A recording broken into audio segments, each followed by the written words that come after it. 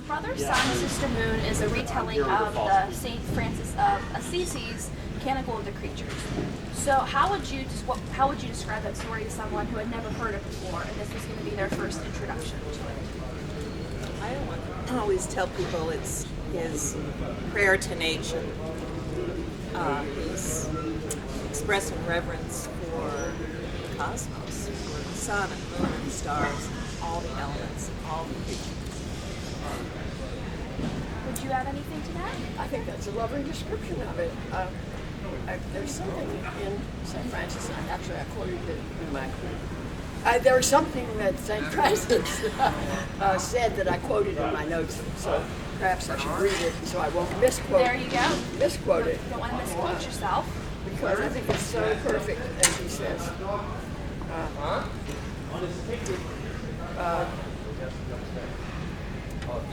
I have come to learn God adores his creation. And I think that's such a wonderful thing, because we forget that God adores us and everything that God has made. And I mean, we think of ourselves as adoring God, or needing to adore God, but to think of it the other way, I think, is wonderful.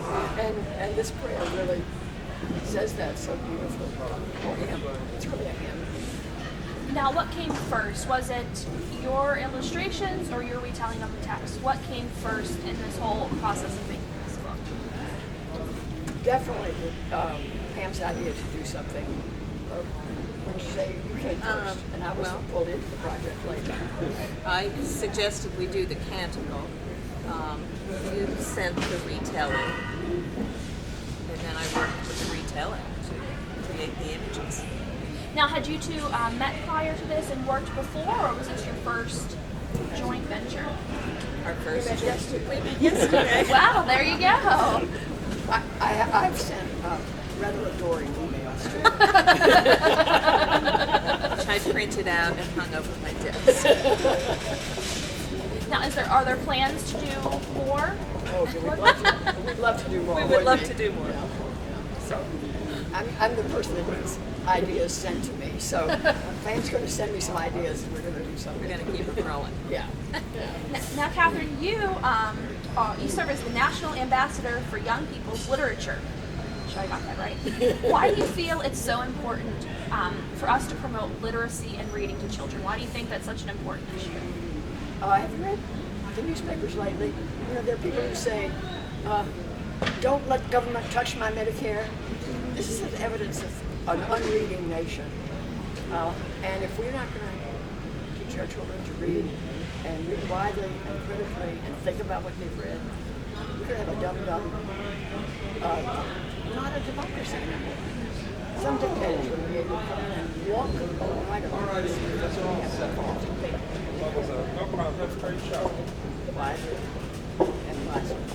So I do say, I think it's why people like it. Amen. And now, Pamela, you work in the technique of scissor cuts. Correct. So what made you decide to go into that area of art as opposed to a different? It was an accident.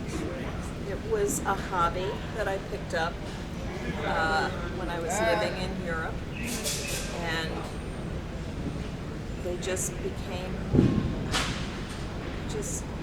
it took on a life of its own. So the hobby just sort of evolved into a work life.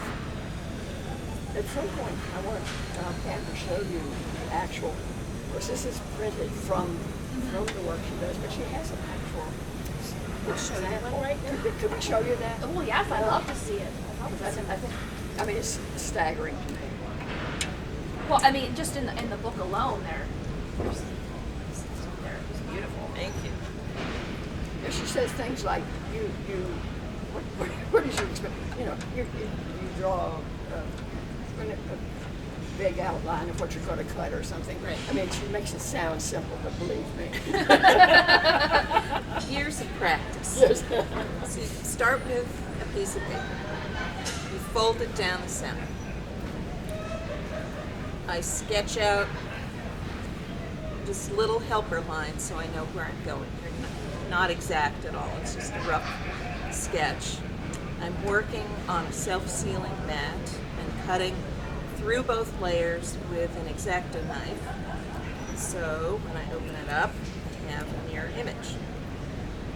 If I don't want a mirror image, as many of the illustrations in the book are, I might do some of it symmetrically and then leave a big blank space. Open it up, sketch that one area, and cut that individually. Now, do you also do the coloring of it, or is Yeah, that? they're watercolored after they're cut out.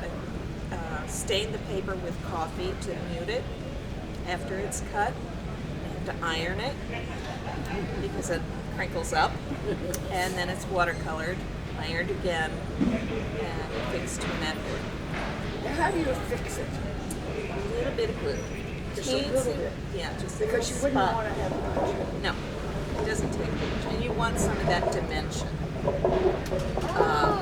You don't want it totally flat. Yeah, You you want it to have a little Right. lift. And that's why the book looks as, I mean, you can sort of get the feeling from it even when you're taking a photograph Yeah. of the page. Wow. So that's how it's done. Now you know all my secrets. Well, you know, don't have to worry about Go me. home and do it. Yeah, you don't have to worry about that anytime soon. No, you make it sound much more simple than I'm sure it is. I mean, it's very detailed, and this book is beautiful. Both the text and the illustrations. It's wonderful. Great. So I really appreciate you taking the time to sit down with me and talk about your work in this book. Well, thank you very much. Thank you.